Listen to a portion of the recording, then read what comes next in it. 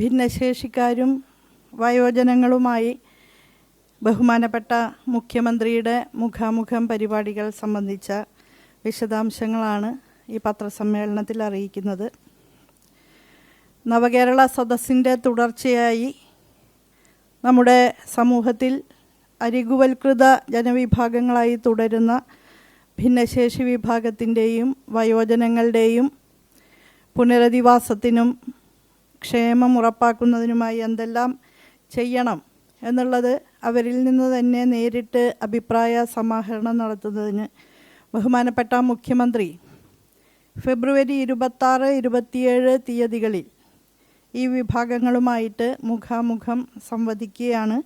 ഭിന്നശേഷി മേഖലയിലുള്ളവരുമായിട്ട് ബഹുമാനപ്പെട്ട മുഖ്യമന്ത്രിയുടെ മുഖാമുഖം 26 രാവിലെ 9:30 തുടങ്ങി ഉച്ചയ്ക്ക് 1:30 വരെയുള്ള സമയത്ത് തിരുവനന്തപുരം RDR കൺവെൻഷൻ സെൻറ്ററിൽ വെച്ചാണ് നടക്കുന്നത്.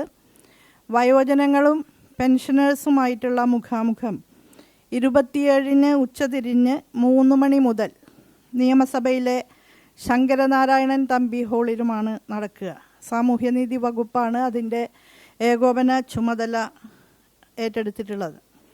ഭിന്നശേഷി സൗഹൃദ കേരളം എന്ന ആശയം നവകേരള സൃഷ്ടിയുടെ ഭാഗമായിട്ട് സാക്ഷാത്കരിക്കുക എന്നുള്ളതാണ് ഇതിൻ്റെ ഭാഗമായിട്ട് ഉദ്ദേശിക്കുന്നത്.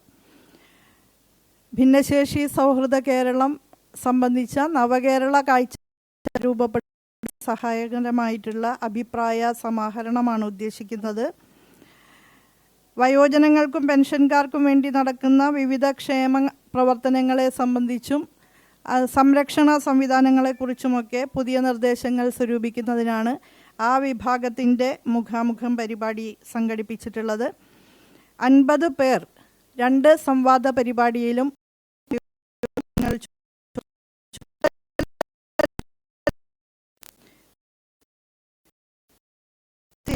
ഭിന്നശേഷിക്കാർ, ഭിന്നശേഷി മേഖലയിൽ സംഭാവന ചെയ്യുന്ന വ്യക്തിത്വങ്ങൾ, ഭിന്നശേഷിക്കാരായ കലാ, കായിക, സാംസ്കാരിക, പഠന, ഗവേഷണ മേഖലകളിലെ പ്രമുഖർ തുടങ്ങിയവരാണ് പങ്കെടുക്കുക.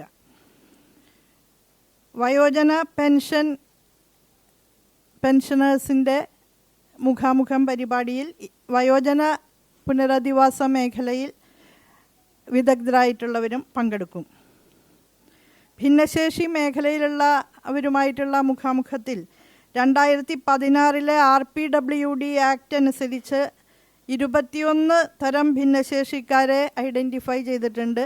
ആ 21 തരം ഭിന്നശേഷിക്കാരുടെയും പ്രാതിനിധ്യം ഈ സംഗമത്തിൽ ഉറപ്പാക്കാനായിട്ട് ശ്രമിച്ചിട്ടുണ്ട്.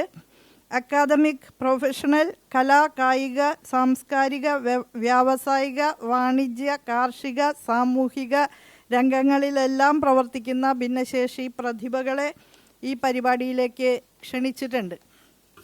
എല്ലാ വിഭാഗം ഭിന്നശേഷിക്കാർക്കും വയോജനങ്ങൾക്കും സ്വതന്ത്രമായിട്ട് എത്തിച്ചേരാൻ സാധിക്കുന്ന വിധത്തിലാണ് വേദികൾ സജ്ജീകരിക്കുക. ഭിന്നശേഷി രീതിയിലായിരിക്കും. മുതിർന്ന പൗരന്മാരുമായിട്ട് തെളിയിച്ചവരും പങ്കെടുക്കും. സർവീസിൽ ഉന്നത സ്ഥാനങ്ങളിൽ ഇരുന്ന് വിരമിച്ചവരും പെൻഷൻകാരുടെ പ്രതിനിധികൾ എന്ന നിലയിൽ ആ സംഗമത്തിലുണ്ടാകും. അതുപോലെ തിരുവനന്തപുരം ജില്ലയിൽ നിന്നുള്ള ബഹുമാനപ്പെട്ട മന്ത്രിമാരും MLAമാരും എല്ലാവരും ആ ചടങ്ങിൽ ഉണ്ടാകും. ഈ ജില്ലയിൽ നിന്നുള്ള മന്ത്രിമാരും MLAമാരുമൊക്കെ നേതൃത്വം നൽകുന്ന സംഘാടക സമിതികളാണ് ഈ 2 പരിപാടിയുടെയും വിജയത്തിനു വേണ്ടി പ്രവർത്തിച്ചു കൊണ്ടിരിക്കുന്നത്. ഒരുക്കങ്ങളെല്ലാം ഏതാണ്ട് പൂർത്തീകരിച്ചു കഴിഞ്ഞു.